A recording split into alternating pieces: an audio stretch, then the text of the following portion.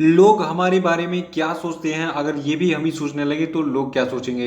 इसलिए हमेशा अपने बारे में सोचिए कि आपको क्या करना है, क्या सही है और क्या गलत है। नमस्कार दोस्तों, आज के वीडियो में डिस्कस करेंगे हम 23 अक्टूबर के सभी महत्वपूर्ण करंट अफेयर पे। और देखिए, आज के वीडियो में total 10 most important current affair हम चर्चा करेंगे और साथ में इनसे जुड़े जितने भी स्पेशल फैक्ट हैं उन पर पूरे डिटेल में चर्चा करेंगे। और इस वीडियो के लास्ट में आपका एक टेस्ट लिया जाएगा, तो इस टेस्ट को जरूर दीजिएगा। और इस वीडियो को पूरा देखने के बाद आप इसकी पीडीएफ फाइल जो डाउनलोड कर सकते हैं नीचे डिस्क्रिप्शन बॉक्स में, और हमारे टेलीग्राम चैनल पे, दोनों जगहों पे आपको इस वीडियो के पीडीएफ लिंक मिल जाएगा आपको। और अगर आप इस चैनल पर नए हैं तो चैनल को भी सब्सक्राइब करके बेल आइकन प्रेस करके वीडियो को लाइक और शेयर भी कर दीजिएगा। तो चलिए शुरू करते हैं आज के करंट अफेयर को। लेकिन सबसे पहले बात कर लेते हैं कल के करंट अफेयर पूछे गए सभी क्वेश्चन के क्षेत्रों की। देखिए, क्वेश्चन पे का पहला प्रश्न है कि एशिया पावर इंडेक्स 2020 में भारत किस स्थान पर है। तो देखिए, भारत चौथे स्थान पर है एशिया पावर इंडेक्स 2020 में। और दूसरा था कि हाल ही में आईआईटी मद्रास के डेयरी टेक्नोलॉजी स्टार्टअप जिसका नाम है स्टेल्स ने किस राज्य में डेयरी किसानों के लिए मुंह पे पेमेंट प्लेटफॉर्म शुरू किया है। तो देखिए, इसको राजस्थान राज्य के डेयरी किसानों के लिए स्टार्ट किया गया है। और तीसरा था कि विश्व सांख्यिकी दिवस कब मनाया जाता है।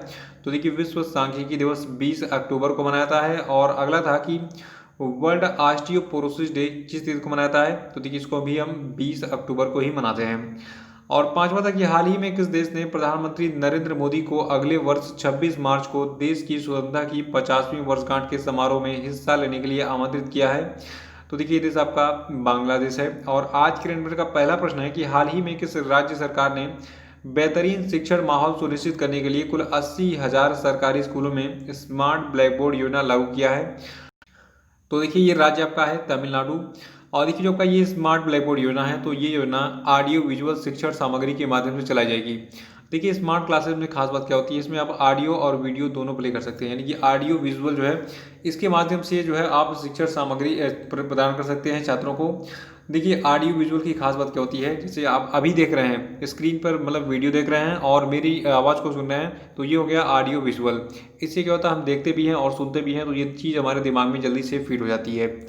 और देखिए, तमिलनाडु राज्य की बात करें तो यहाँ की कैपिटल चेन्नई है और पॉपुलेशन है 6.79 करोड़। और तमिलनाडु के मुख्यमंत्री हैं के पलानी स्वामी। और दूसरा प्रश्न है कि भारत और किस देश के बीच में कोयले के बारे में 5वें संयुक्त कार्यदल की बैठक 5 नवंबर 2020 को आयोजित होगी। तो देखिए, जो अगला महीना होगा नवंबर का, तो उसमें जो 5 नवंबर की तिथि होगी, तो 5 नवंबर को जो है 5वें संयुक्त कार्यदल की बैठक का जो है आयोजित किया जाएगा भारत और इंडोनेशिया के बीच में। और देखिए, इस बैठक की मेजबानी भारत करेगा, लेकिन भारत में इंडोनेशिया के लोग नहीं आएंगे क्योंकि कोरोना वायरस चल रहा है। तो कोविड महामारी के कारण हवाई यात्रा पर लागू प्रतिबंधों के कारण ये जो बैठक होगी 5वें संयुक्त कार्यदल की, तो ये जो है वीडियो कॉन्फ्रेंस के माध्यम से आयोजित होगी।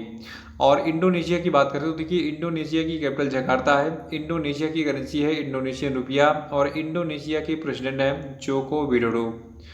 और तीसरा प्रश्न की निम्न में से किस प्रसिद्ध अर्थशास्त्री ने portraits of power half a century of being a ring side नामक अपनी आत्मकथा का विमोचन किया।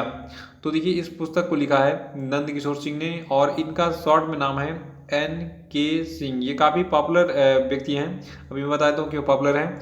देखिए, जो आपके NK सिंह हैं, ये वर्तमान में 15वें वित्त आयोग के अध्यक्ष हैं। और जो आपकी इनकी ये पुस्तक है जिसका नाम है portraits of power half a century of being a ring side, ठीक है। तो इस पुस्तक का प्रकाशन जो है किया है रूपा पब्लिकेशंस इंडिया ने। और ये पुस्तक जो है ये NK सिंह के जीवन के बारे में बताती है, जिन्होंने भारतीय अर्थव्यवस्था के विकास में बहुत ही सक्रिय भूमिका निभाई। तो ये आपको पता चला होगा कि नंद किशोर सिंह यानी कि NK सिंह कौन है। ये वर्तमान में क्या है, 15वें वित्त आयोग के अध्यक्ष हैं। तो याद रखिएगा कि NK सिंह की जो आत्मकथा है जिसका नाम है portraits of power half a century of being at ring side, अभी हाल ही में इसका विमोचन किया गया। चौथा प्रश्न की हाल ही में भारत और किस देश के बीच में अंतर्राष्ट्रीय नागरिक उड्डयन सेवाओं को प्रोत्साहित करने के लिए एयर बबल समझौता किया गया। तो देखिए, अभी हाल ही में भारत ने बांग्लादेश के साथ इस एयर बबल समझौते पर हस्ताक्षर किया है। यानी कि अब इस समझौते से क्या होगा, जो भारत के विमान होंगे, यात्री विमान, ये कभी भी किसी भी कंडीशन में बांग्लादेश में उतर सकेंगे और बांग्लादेश के विमान भारत में आ सकेंगे। देखिए, भारत सरकार ने इस एयर बबल पैक्ट यानी कि एयर बबल समझौते, जिसको हम एयर बबल एग्रीमेंट भी कह सकते हैं, तो इसके तहत बांग्लादेश के लिए जितनी भी अंतर्राष्ट्रीय उड़ानें हैं उनकी अनुमति दे दी है। और इस समझौते के तहत बांग्लादेश के लिए हर हफ्ते 28 उड़ानों का संचालन किया जाएगा। देखिए बांग्लादेश के लिए उड़ान जो है ये 28 अक्टूबर से शुरू हो जाएगी भारत से। और पांचवा प्रश्न की केंद्रीय स्वास्थ्य एवं परिवार कल्याण मंत्रालय तथा संयुक्त राष्ट्र बाल कोष की पहल पर एनीमिया मुक्त भारत कार्यक्रम के तहत किस राज्य को देश के 29 राज्यों की सूची में पहला स्थान मिला है? तो देखिए ये राज्य आपका हरियाणा है। याद रखिएगा कि केंद्रीय स्वास्थ्य एवं परिवार कल्याण मंत्रालय तथा संयुक्त राष्ट्र बाल कोष यानी कि यूनिसेफ की पहल पर एनीमिया मुक्त भारत कार्यक्रम के तहत हरियाणा को भारत के 29 राज्यों की सूची में पहला रैंक प्राप्त हुआ है। देखिए हरियाणा को 46.7 अंक के साथ एनीमिया मुक्त भारत सूचकांक में पहला स्थान हासिल हुआ है। देखिए एनीमिया जो है ये एक बीमारी होती है जिसको हम रक्त अल्पता कहते हैं, खून की कमी हो जाती है हमारे बॉडी में इससे, और ये तब होता है जब शरीर में आरबीसी के नष्ट होने की दर उनके निर्माण की दर से अधिक होती है। और छठा प्रश्न की पीएम 2020 जो हाल ही में खबरों में था ये किस संगठन से संबंधित है? तो देखिए आपका पीएम 2020 है ये डीआरडीओ से संबंधित है। और डीआरडीओ का पूरा नाम क्या है? Defence research and development organisation, जिसकी स्थापना 1958 में की गई थी। मुख्यालय इसका नई दिल्ली में है। और पीएम का पूरा मतलब क्या है? देखिए पीएम का पूरा मतलब है प्रोक्योरमेंट मैनुअल 2020।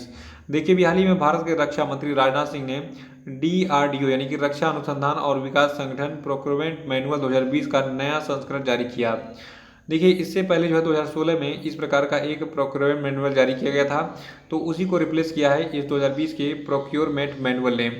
और ये मैनुअल क्या कहता है? देखिए इस मैनुअल का उद्देश्य डीआरडीओ यानी कि रक्षा अनुसंधान और विकास संगठन में जो है स्टार्टअप तथा सूक्ष्म लघु और मध्यम उद्यमों की अधिक भागीदारी को प्रोत्साहित करना है।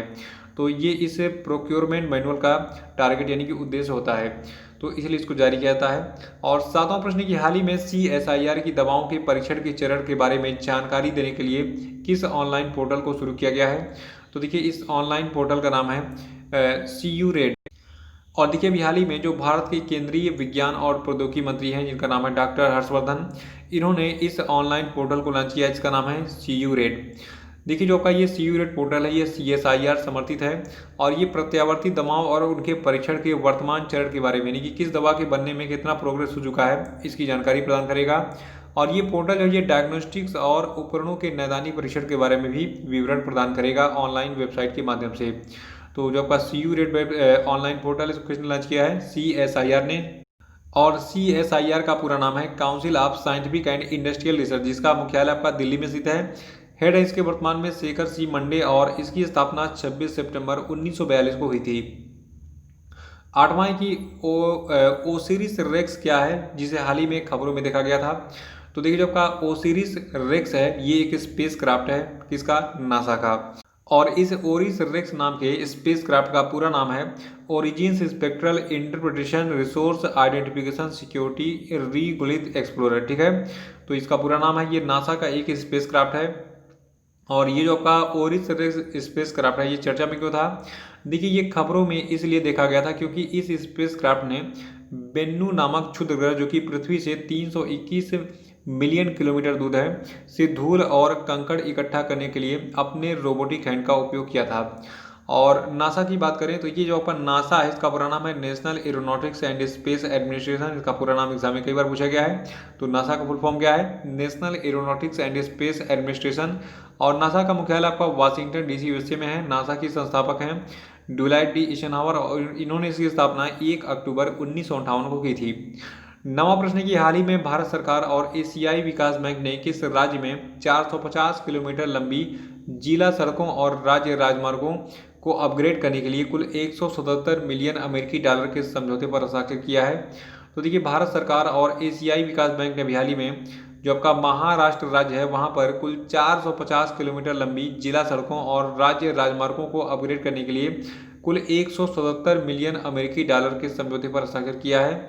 और देखिए जो आपका एशियन डेवलपमेंट बैंक है इसका हेडक्वार्टर आपका है फिलीपींस के मांडुलियांग में और इसकी स्थापना 19 दिसंबर 1966 को हुई थी। और महाराष्ट्र राज्य की बात करें तो यहाँ के जो गवर्नर है वर्तमान में इनका नाम है भगत सिंह कोश्यारी। कैपिटल महाराष्ट्र की है मुंबई और मुख्यमंत्री यहाँ के उद्धव ठाकरे। 10वां है कि CBSE की ओर से आयोजित होने वाली केंद्रीय शिक्षक पात्रता परीक्षा जिसको हम CTET के नाम से भी जानते हैं, तो CTET की वैधता जो है ये अब 7 साल से बढ़ाकर कितने साल कर दी गई है? तो देखिए सीटेट की वैधता अब जो है आजीवन कर दी गई है। अगर आप एक बार सीटेट पास हो गए तो आप ज़िंदगी भर अपने डिग्री के आगे, मतलब अब अगर आप एमएससी हैं तो एमएससी के आगे सीटेट ले सकते हैं। मतलब जैसे नेट वगैरह क्वालिफाई करते थे, तो काफ़ी अच्छी पहल है, क्योंकि सरकार ने भी नियम बनाया था कि आप पूरी ज़िंदगी में केवल 2 बार ही सीटेट दे सकते हैं। तो ये मान लीजिए अगर 2 बार दूसरे बार में निकाल भी लेते हैं तो 7 साल बाद इसकी वैधता खत्म हो जाती थी, लेकिन अब ये लाइफ टाइम मानी रहेगा। तो देखिए सीबीएसई जो है ये हर साल 2 बार सीटीईटी परीक्षा आयोजित करती है, पहली बार जुलाई महीने में और दूसरी बार दिसंबर महीने में।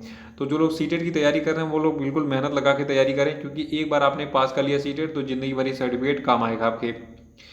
तो ये थे आपके आज के सभी महत्वपूर्ण करंट अफेयर, और अब हम बात करेंगे आज के सभी क्वेश्चन पे। तो सभी लोग आंसर देंगे इसका कमेंट बॉक्स में। पहला प्रश्न आपके लिए कि कटी बिहू त्योहार किस राज्य या फिर केंद्र शासित प्रदेश में मनाया जाता है, बताइए।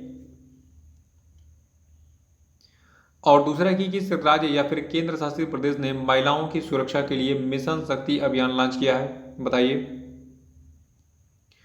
और तीसरा कि निम्न में से किस दिन पुलिस स्मृति दिवस मनाया जाता है, बताइए लीजिए। और चौथा कि इंटरनेशनल सेफ डे कब मनाया जाता है, बताइए। और पांचवा कि विश्व आयोडीन अल्पता दिवस यानी कि वर्ल्ड आयोडीन डिफिशियंसी डे कब मनाया जाता है, बताइए। तो इसी के साथ आज का करंट अफेयर समाप्त होता है। कल फिर मिलेंगे। कल के करंट अफेयर वीडियो को लाइक और शेयर कर दीजिएगा। जो लोग नए हैं वो चैनल को सब्सक्राइब कर लेंगे। तो इसके साथ जय हिंद, जय भारत।